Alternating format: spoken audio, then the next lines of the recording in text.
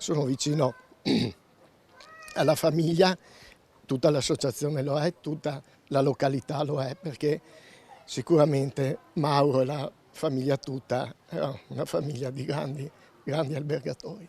Troppo grande il dolore per la tragedia di domenica all'alba, quel nodo in gola si scioglie improvvisamente in un pianto composto e amaro proprio durante l'intervista.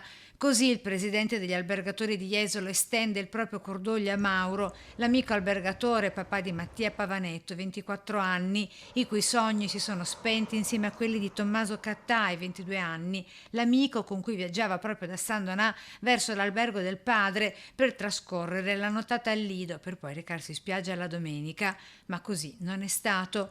Le loro vite, con tutti i loro progetti per il futuro, spezzate per sempre lungo l'argine di via Piavenuovo a Jesolo, nel frontale con un 38enne di Eraclea, rimasto ferito gravemente ancora oggi in ospedale a Mestre. La notizia è rimbalzata immediatamente fra tutti i colleghi.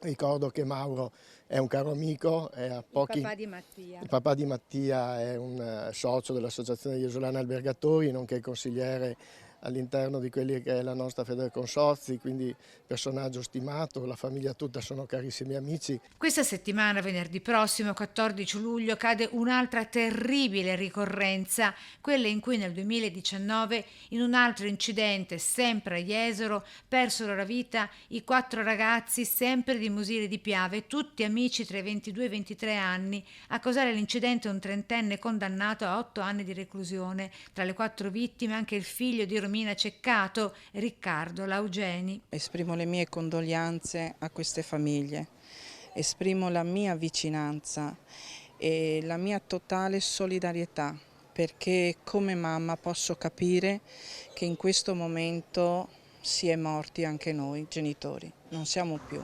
E mentre si attendono gli sviluppi delle indagini con la data dei funerali, gli interventi da farsi nell'immediatezza in materia di sicurezza, secondo il vicepresidente del Consiglio regionale Veneto. Bisogna sicuramente avere molta più attenzione per sistemare le strade, spesso abbiamo delle strade che non sono adeguate, diciamo, a quello che è la viabilità attuale, che è aumentata rispetto agli anni passati, soprattutto alcune strade ad alto scorrimento, e bisogna aumentare le attività anche di formazione proprio presso le persone, presso le città, presso le scuole, coinvolgendo tutti gli attori possibili.